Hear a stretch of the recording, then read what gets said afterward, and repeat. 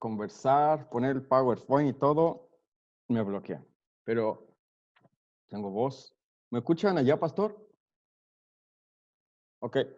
Bueno, damos la más cordial bienvenida a todos nuestros amigos, todas nuestras hermanos, bueno, a todos aquellos que nos estén escuchando. Es para nosotros una alegría poder estar acá en la Iglesia Bautista Esperanza de Vida Online, porque, bueno, ahora últimamente estamos trabajando en esta modalidad. Y bueno, siempre es un desafío poder predicar la palabra del Señor. Siempre es un anhelo, es un gozo indescriptible cuando te toca esto. No obstante, es una gran responsabilidad pues por lo que implica, ¿no? El respeto y todo lo que el mensaje puro del Señor. Eh, Estudiaba en la semana con los alumnos del instituto acerca de todos estos desafíos y obviamente necesitamos como iglesias, bueno, apegarnos a la palabra en medio de circunstancias difíciles, en medio de situaciones a veces adversas. Sabemos que lo único que nos da la paz, la tranquilidad es la palabra. Y bueno, en esta ocasión me ha tocado a mí compartir este mensaje. Y bueno, tiene como meta principal, recuerden que hemos venido viendo a lo largo de este tiempo, cómo en esta carta de Primera a los Corintios, cómo una iglesia local puede lograr la sencillez o puede mantener esta sencillez y pureza en la devoción a Cristo. Es muy fácil, hermanos, tener mucho conocimiento intelectual, saber qué es lo que dice la Biblia, conocer las verdades profundas de Dios, pero a veces yo creo que donde ponemos un alto, donde quizás a veces nos detenemos un poco, es en aquellas áreas prácticas, ¿ya? Yo creo que a lo largo de estas ya 15 capítulos que llevamos, estamos prontos a terminar, vemos cómo Pablo exhorta a que se tenga buena doctrina, pero también demanda que todos los creyentes vivan aquellas verdades o aquellas realidades que ya son parte de la vida del creyente y no somos ajenos a ello. Y bueno, nosotros vamos a estudiar esta mañana en primera carta a los Corintios, del capítulo 15, desde el versículo 35 al 49. Y bueno, leyendo el texto y buscando un poco cómo poder complementarlo, yo decidí ponerle la esperanza de nuestros cuerpos resucitados. Dentro de la cultura corintia, Corinto se encontraba cerca, ubicado en el sector que ahora conocemos como Grecia. Y había una influencia de muchas doctrinas, muchas filosofías. Y Pablo lo que procede ahora a explicar en estos en estos 9 versículos, ¿cuál es la forma de la resurrección de los cuerpos? Perdón. ¿Por qué es importante la resurrección de los mismos y la forma también que va a tener nuestros cuerpos? Dentro de la cultura corintia se metió mucho la filosofía gnóstica.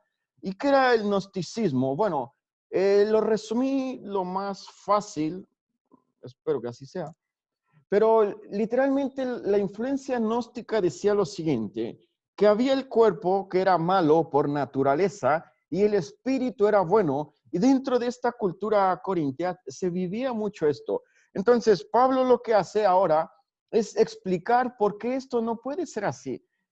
A lo largo del tiempo, del poco tiempo que llevo dentro del Evangelio, me he podido dar cuenta que una de las falencias o de las debilidades de los creyentes en algunas iglesias es a veces el no saber cómo van a ser nuestros cuerpos. Y espero, he estado orando durante la semana, he estado analizando, he estado primeramente dejando que Dios hable a mi corazón a través de este texto para poder también transmitirlo de una forma práctica, pero fiel al texto. Pero como todo esto sabemos que es espiritual y no se hace en fuerza humana, vamos a orar para poder entrar directamente a nuestro texto. Querido Dios y Padre Santo, alabados y exaltados sea tu nombre. Sabemos, Padre, que hemos venido en esta mañana con corazones carentes, corazones necesitados, corazones deseosos, Padre, para que tú y solamente tú hables a nuestro corazón. No pretendemos, Señor, otra cosa más que en este momento estar atento a lo que tu bendita palabra, tu hermosa palabra, tenga que hablar a estos corazones sedientos de ti. Padre, dame la oportunidad de ser claro, dame la oportunidad de ser preciso, dame la oportunidad, Señor, de exponer fielmente tu palabra. Utilízame a mí un instrumento inútil para poder exaltar y glorificar tu nombre. No pretendo quitarte la gloria, no pretendo adueñarme de nada, sino simple y exclusivamente exaltar tu bendita palabra. Asimismo, Padre bendito, te ruego por la vida de mis hermanos. Yo no sé las necesidades, no sé las luchas, no sé lo que esté pasando en sus mentes, no sé cómo se encuentren anímicamente, pero de algo estoy seguro, bendito Padre, que tu palabra poderosa, tu palabra magnífica, tu palabra auténtica, Padre, va a obrar en cada corazón. Que el Espíritu Santo redarguya, que el Espíritu Santo convenza, que el Espíritu Santo anime a cada persona que esté escuchando este mensaje. Y por sobre todas las cosas, que sea vivo y eficaz como lo es tu bendita palabra. Te damos gracias por Cristo Jesús. Amén. Bueno, continuando con el texto y con lo que hemos visto, si tienen su Biblia y si no, algunos textos van a aparecer acá. En primer carta a los Corintios, capítulo 15, versículo 35, Pablo empieza a desarrollar una serie de preguntas un poco retóricas o pregunta con otra pregunta para aclarar un poco por esta inquietud que tenían los corintios. Recuerde que a lo largo de este capítulo 15 y en los 58 versículos que consta este maravilloso texto, existía una serie de incertidumbres. La semana pasada, si ustedes no, algunos de ustedes no pudieron escuchar el mensaje, creo que todos fuimos desafiados con la palabra para poner en obra y para ponernos realmente en aquello que es importante, que es nuestro Señor Jesucristo.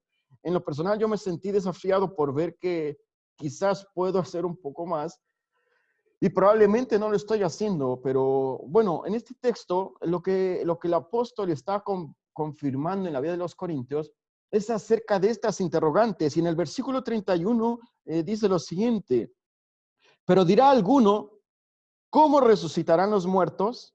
¿Con qué cuerpo vendrán? Y dentro de las cosas que he experimentado, que a veces el creyente, algunos, me hacen unas preguntas como muy difíciles en su mente de responder y me han preguntado incluso, oye, ¿y cómo va a ser el cuerpo de aquellas personas que murieron cremados? Aquellos hermanos que murieron en Roma, en el Coliseo, devorados por animales o bestias. Aquellos que quizás murieron en aviones, en accidentes. O sea, ¿qué va a pasar con ellos? Y era la misma inquietud que ocurre con la nación en Corinto. Para el rey Agripa fue algo similar. Cuando Pablo se acerca a conversar con Agripa, le expone el bendito mensaje, le habla acerca de esta esperanza, le confirma este maravilloso mensaje y el rey Agripa, en resumen, dice, Pablo, por poco me persuades a ser cristiano. Y dice, bien fuese, no por poco, sino que realmente lo fueses. Pero también en este texto, en Hechos 26, Pablo enfrenta esta interrogante y dice, ¿por qué se considera increíble entre vosotros que Dios resucita a los muertos? ¿Acaso será algo realmente fuera de la capacidad de Dios? ¿Es realmente algo imposible para Dios? ¿Es realmente algo que no va a ocurrir? Dice, ¿por qué se considera esto increíble si esa es una de las realidades de la fe cristiana? Ahora bien, para algunos cristianos, esa es una gran duda, es una gran constante. Y bueno, ¿qué va a pasar? En algún momento también se me dijo, bueno, ¿y qué va a pasar con una persona que nació sin algún miembro del cuerpo? ¿Cómo va a ser su cuerpo? Y bueno, cuando tiene una oportunidad de ver este pasaje maravilloso, como lo es toda la Biblia, dice, mira, ahí está la respuesta. Hermanos, no debemos perder la esencia de que estamos hablando de un Dios poderoso, de un Dios omnipotente, de un Dios santo, de un Dios puro y de un Dios perfecto. Él es dueño, Él es el creador, Él es el único capaz de poderlo hacer. Usted y yo no vamos a poder, pero Él tiene toda esta autoridad. Continuando, dice, ¿cómo resucitarán los muertos? Se hacían la pregunta, dice Pablo, alguno de ustedes quizás está pensando eso, ¿con qué cuerpo vendrán? Se hace la pregunta. Y bueno, miren, Pablo ahora va a hablar de 4 elementos importantes para tratar de aclarar esta inquietud que ocurría dentro de la nación corintia. primero vamos a ver que les va a hablar con la naturaleza. También les va a hablar de cuerpos resucitados, de lo que ocurre. También va a explicar la diferencia entre un cuerpo terrenal y un cuerpo resucitado. Y por último, también vamos a ver que Pablo les va a recordar de su fe en la resurrección. Pablo da por hecho y va a confirmar de que esto es inminente, es decir, va a ocurrir.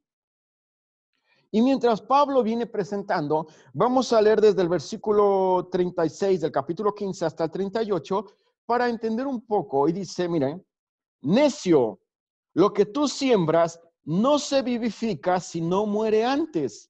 Y lo que siembras no es el cuerpo que ha de salir, sino el grano desnudo, ya sea de trigo o de otro grano. Pero Dios le da el cuerpo como Él quiso y a cada semilla su propio cuerpo. Dentro de lo que primero Pablo les dice, esta palabra necio, todos están leyendo aquí en la pantalla, se usaba para hablar de una persona sin entendimiento, pero más que para hablar de una persona sin entendimiento, se refería, ahí está la otra palabra, después de sin sentido, una palabra que era un poco más áspera. Por respeto no la voy a decir, pero creo que todos lo estamos viendo, la palabra, la segunda palabra. Y esta palabra necio tenía esa connotación, dice, ¿acaso eres así? Cuando Pablo llega a Galacia, en capítulo 3, versículo 3, los Gálatas se habían desviado del evangelio puro, habían adoptado cultura o la tradición judía de la ley y lo habían complementado con el cristianismo, y de tal forma que Pablo les dice, oh Gálatas insensatos, ¿quién nos extravió? ¿Quién nos confundió? ¿Quién fue aquel que fue capaz de perturbar este mensaje glorioso, puro que ustedes ya habían aprendido? Y esa palabra insensato es la misma palabra necio y como consiguiente la misma palabra que aparece aquí escrita. Pablo a los corintios como a los gálatas les dice igual, faltos de entendimiento, como nos dice, pero sabemos que va más allá. Bueno, Pablo les da una ilustración muy común tomada de la naturaleza y les dice lo siguiente: la resurrección es similar en tres formas a la siembra, al crecimiento de una cosecha y por consiguiente también Dios mismo da el cuerpo como Él quiere. Y ahora empieza a meternos un poco a este ambiente, a este mensaje, y mire lo que le dice. Primero le habla del trigo y le dice, si el trigo no es depositado en la tierra, si el trigo no muere a su esencia de trigo, no va a poder florecer. Y si el trigo no es puesto en este lugar, no se va a poder acercar. Continuando, miren, si tienen su Biblia, y si no, escúcheme, en Juan capítulo 12, versículos 24 y 25, el Señor mismo, Jesucristo, nos da un pasaje similar con respecto a esto del trigo y la importancia del morir como trigo para florecer en algo espectacular y maravilloso. Y en Juan capítulo 12, versículo 24 dice así: de cierto os digo, que si el grano de trigo no cae en la tierra y muere, queda solo, pero si muere, lleva mucho fruto. El que ama su vida, la perderá. Y el que aborrece su vida en este mundo, para vida eterna, la guardará. El Señor mismo da la comparación al igual que Pablo. Y dice, es importante, primero, debes entender, Corintio, que el grano debe de morir a su esencia, a su forma de grano, porque de lo contrario no puede florecer. Gálatas capítulo 2, versículo 20, un versículo que le gusta a un amigo y hermano que espero que esté escuchando la predicación, dice, Gálatas capítulo 2, versículo 20, con Cristo estoy juntamente crucificado y ya no vivo yo, mas vive Cristo en mí. Y lo que ahora vivo en la carne, lo vivo en la fe en el Hijo de Dios, el cual me amó y se entregó a sí mismo por mí. Pablo les dice también a los Gálatas, estás muerto, debes morir a tu yo, debes de morir a tus deseos, debes de morir a aquello que te aleja de Cristo. Y después también, mire, versículo 37 y 38 de Primera de los Corintios. Y lo que siembras no es el cuerpo que ha de salir, sino el grano desnudo, ya sea de trigo o de otro grano. No toda la carne, pero Dios le da el cuerpo como Él quiso y a cada semilla su propio cuerpo. Pablo le dice, una vez que el grano ha muerto y una vez que el grano florece, el grano surge como nueva creación, el grano surge como algo maravilloso, allí es cuando empieza a dar mucho fruto. En Lucas capítulo 17, versículo 6, les voy a parafrasear, no les voy a decir toda la cita, pero el Señor mismo nos habla de un ejemplo claro y quizá hemos cantado la alabanza. Por cuidado de sus oídos no la voy a cantar, pero voy a citar el texto y dice, si tuvieras fe como un granito de mostaza, dirías a esa montaña que se mueva y se moverá. Y quizá para nosotros no tiene tanto claridad esto, pero les voy a explicar. El grano de mostaza es el equivalente a la cabeza de un alfiler.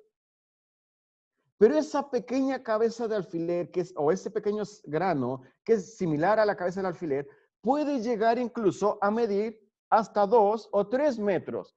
Logra ver lo magnífico, logra ver la creatividad, logra ver el poder absoluto de nuestro Dios creador, cómo de una cosa tan pequeña, como de algo insignificante, puede lograr hacer algo espectacular. Ese es el Dios que predicamos y ese es el Dios en el cual hemos depositado nuestra fe y este es el Dios que va a transformar este cuerpo en algo magnífico, algo poderoso, algo espectacular.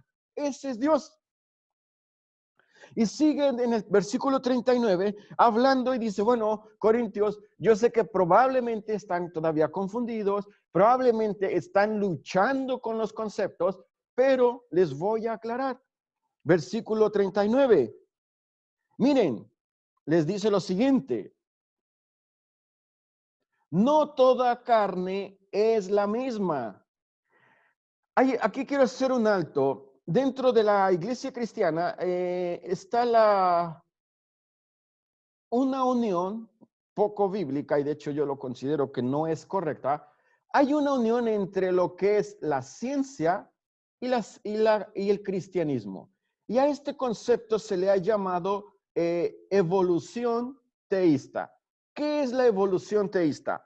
La evolución teísta dice, sí, Dios es el creador. Dios inventa sus materiales. Dios crea sus propios materiales, sí, pero necesitó la evolución para poder unir y dejar que todo fluyera como hasta ahora lo conocemos. Y quizás nos suena como un mensaje armonizador entre la denominada ciencia, entre el cristianismo, la religión.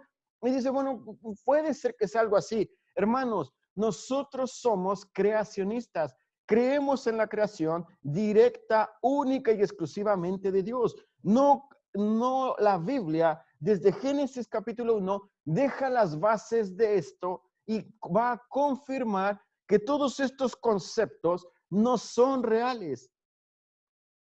No toda la misma carne. Una es la carne de los hombres, mire, dice la otra parte, sino que una es la carne de los hombres, otra carne la de las bestias, otra la de los peces y otra la de las aves. Dios creó a Adán y Eva.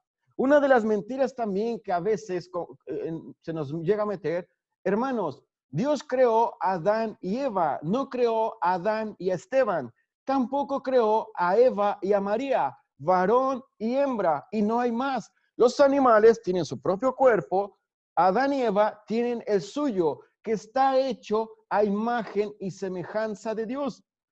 Cuando se habla en Génesis capítulo 1, versículo 26 al 28, acerca de la imagen y semejanza de Dios, imagen, semejanza, son unos conceptos que se pueden llamar hebraísmos o también paralelismos. Y bueno, ¿de qué estás hablando? Bueno, simple y sencillamente, en nuestra gramática castellana se llaman sinónimos. Imagen, semejanza. Selem, la palabra hebrea, demut, palabra hebrea. Ambas complementan la esencia de lo que somos. Usted tiene intelecto, usted tiene emoción y usted tiene voluntad. En la clase de teología que nos compartió el pastor, se habla de atributos, características que Dios comparte. Usted ama, usted en cierta manera es justo, usted en cierta manera es bueno. Esas son características que Dios mismo ha dado a su creación y nos hace diferentes de los animales, algo que denominamos conciencia. Nos hace completamente opuestos, no somos iguales. Entonces, Dios crea hombre y animales y dice Pablo, son diferentes, no hay relación. Continuando, asimismo, también ahora dice, hay cuerpos celestiales, versículo 40, 1 Corintios 15:40, y hay cuerpos celestiales y cuerpos terrenales. Pero mira lo maravilloso, pero una es la gloria de los celestiales y otra la de los terrenales. Es obvio, un cuerpo celestial, el sol no es igual a una ave, la luna no es igual a una planta, y las estrellas no son iguales a usted ni a mí. Y usted puede verlo por los mismos, una estrella es diferente a otra. Y ahora con un poco más de conocimiento sabemos que hay de color, etcétera, etcétera. Son diferentes, pero son completamente opuestas a lo que es la creación divina del hombre en relación a semejanza de Dios mismo. Y en el versículo 42, Pablo también les dice, creo que es está acá, aquí está. Este texto, ¿por qué voy a tomar ahora la Biblia de las Américas? Porque nos va a dar un poco más de claridad con respecto a lo que Pablo quiere explicar, ¿ya? Y dice, aquí está en su pantalla, 1 Corintios 15:42. Así es también la resurrección de los muertos. Ya Pablo empieza a profundizar. Dice, bueno, después de estos ejemplos, ahora viene lo interesante. Bueno, se siembra un cuerpo corruptible, resucitará un cuerpo incorruptible. ¡Wow! Esto es bueno. Y mírele que les dice, corruptible puede también significar un cuerpo en ruinas. Dice, este es tu cuerpo corruptible, es una ruina y en algún momento va a resucitar con un cuerpo que tiene todo menos una ruina, un cuerpo bien ensamblado, un cuerpo bien estructurado, porque ese es el poder de Dios. Y mire, el Salmo 103, versículo 14 al 16, también retomado de las Américas, dice así, porque Él sabe de qué estamos hechos, hablando de Dios. Se acuerda de que somos solo polvo. El hombre, como la hierba son sus días, como la flor del campo, así florece. Cuando el viento pasa sobre ella, deja de ser y su lugar ya no la reconoce. Qué maravilloso. Uno empieza a ver lo que Pablo nos empieza a decir y dice, ¿cómo no amar a un Dios maravilloso? ¿Cómo no vivir para un Dios maravilloso? ¿Cómo no exaltar a un hombre maravilloso? Cantamos hace rato, su nombre poderoso es, Él es digno de alabar y mi ser dirá, cuán grande es Dios. Ese es el Dios que glorificamos. Y continuando, mire, versículo 43, dice Pablo, sigue explicando este proceso. Se siembra en deshonra, pero resucitará en gloria. Se siembra en debilidad, pero resucitará en poder. Esa es la gran doctrina, esa es la gran base de nuestra fe. Primera Pedro, capítulo 1, versículo 3, mire, dice, bendito sea el Dios y Padre de nuestro Señor Jesucristo, quien según su gran misericordia nos ha hecho nacer de nuevo a una esperanza viva mediante la resurrección de Jesucristo de entre los muertos. Versículo 4, para obtener una herencia incorruptible, inmaculada y que no se marchitará, reservada en los cielos para vosotros. Esa es nuestra realidad. Esto necesita morir.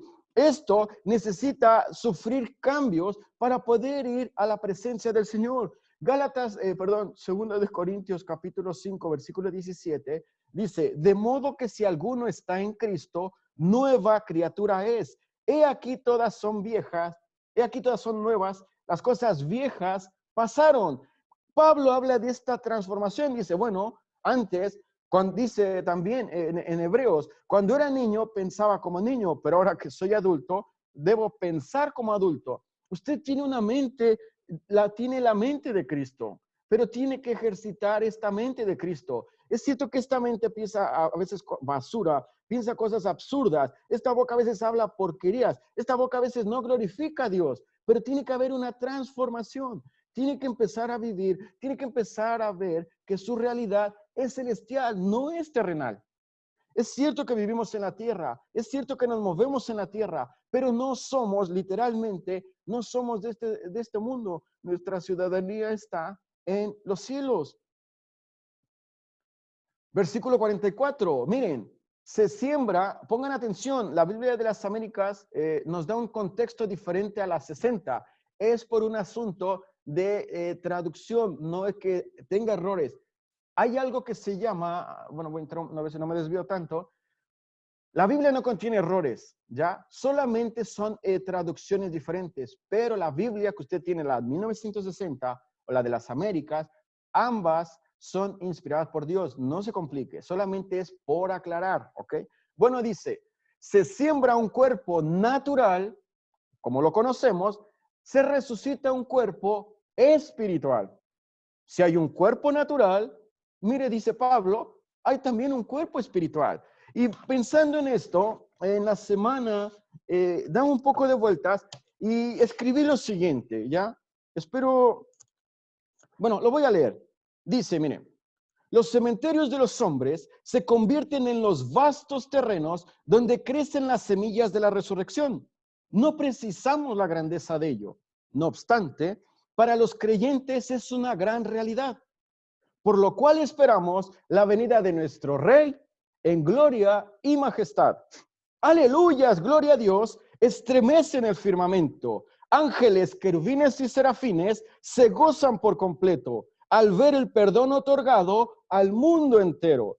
La muerte es muy necesaria para vivir por el eterno. Aún es más maravilloso creer en el bendito evangelio. Problemas, tribulaciones, no te pueden afligir por completo. Tenemos una hermosa esperanza que se encuentra en el cielo. Gloria damos al Eterno por su gracia al pecador, carente de perdón perpetuo. Cristo te ha reservado un lugar en el cielo, pero la pregunta es, ¿estás dispuesto para conocerlo? En su infinita grandeza te espera con los brazos abiertos. Confiesa que has pecado y deseas restaure tu cuerpo, tu mente y tu cuerpo. Medita en su amor constante, maravilloso y siempre presto cada día. Por ahora seguiremos exaltando su nombre y estaremos agradecidos por la redención de nuestras almas y cuerpos. Este es el mensaje, este es el Dios a quien adoramos. Esta es una realidad. Continuando dice, bueno, pero ¿cómo resucitarán los muertos? ¿Con qué cuerpo vendrán? Mire, 1 Corintios 15:45. Así también está escrito, fue el primer hombre Adán, alma viviente, el postrer Adán, espíritu vivificante. ¿Qué es lo que está diciendo? Bueno, dice, y nos empieza a hablar de ejemplos, relatos históricos reales que para la nación en Corintio muy probablemente ya eran parte de lo que ellos conocían. Y les dice, bueno, les voy a hablar en la comparación entre Cristo y la comparación entre Adán. Y en Romanos 5:12 dice, por tanto, como el pecado entró en el mundo por un hombre, Adán, y la muerte por el pecado, así también la muerte se extendió a todos los hombres, porque todos pecaron. Adán condena, Cristo vivifica. Adán era el representante humano ante Dios. Cristo es el representante espiritual a la tierra. Ambos son necesarios. Ambos eran un complemento. Romanos 5:17 dice, porque si por la transgresión de uno, por este reinó la muerte, es decir, Adán, mucho más, mire lo maravilloso, mucho más reinarán en vida por medio de uno, Jesucristo. Los que reciban la abundancia de la gracia y el regalo de la justicia. ¿No es esto sorprendente? Adán condena, pero Cristo en la muerte de la cruz, en el Calvario, vimos hace unas semanas atrás, cómo logra romper esta autoridad, esta autoridad que tenía la muerte sobre él y sale, resurge. Romanos 5:19 dice, porque así como por la obediencia de un hombre, los muchos fueron constituidos pecadores, así mire lo maravilloso, así también por la obediencia de uno, los muchos serán constituidos justos. 1 Corintios 15:46. Sin embargo, lo espiritual no es primero, sino el natural. Y obviamente luego el espiritual.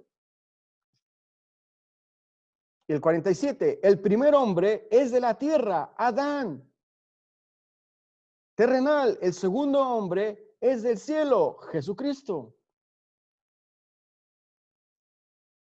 Romanos 5:21, porque así como el pecado reinó en la muerte, miren, así también la gracia reine por medio de la justicia para vida eterna a través o conforme o mediante Jesucristo nuestro Señor.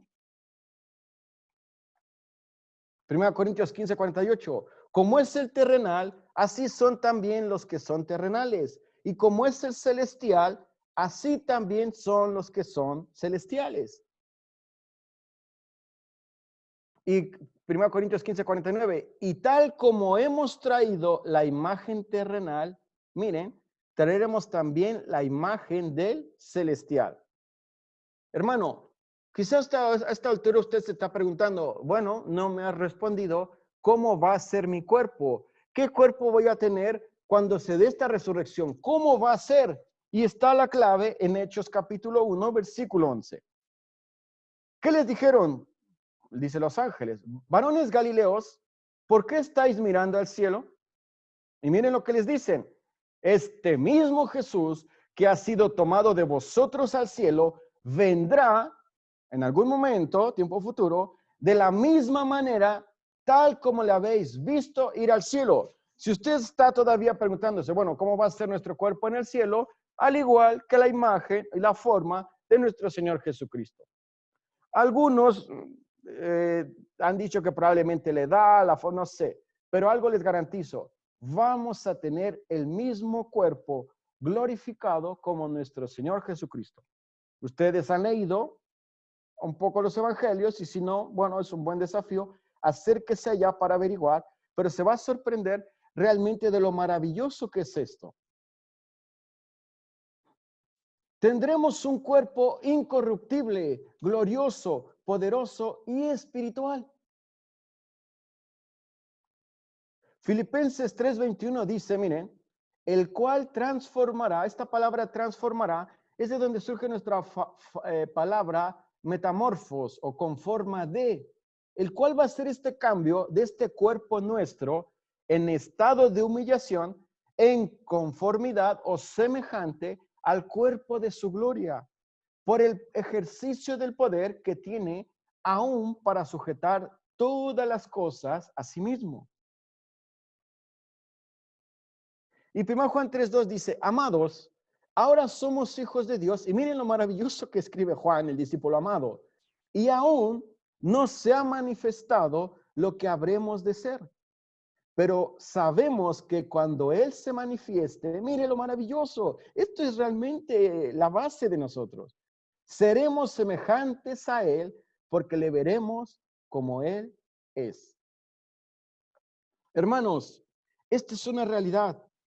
Si quizás estás luchando con cosas y esta situación, este ambiente te torna un poco confundido, quizás te torna te desánimo las circunstancias, Dios te está preparando algo mejor y eso es el cielo. Vamos a orar para ir finalizando y me gustaría hablarte a ti que probablemente nos estás escuchando y que aún no conoces a Cristo. Te quiero hacer un par de preguntas. ¿Eres tú creyente? No te estoy preguntando si lees tu Biblia, si te gusta el ambiente en la iglesia, si te sientes parte de la iglesia. No es esa mi pregunta. Mi pregunta es, ¿estás seguro de que tú vas a ir al cielo? ¿Estás consciente de que necesitas recibir perdón de pecados y que necesitas también creer en Jesús como tu único Salvador?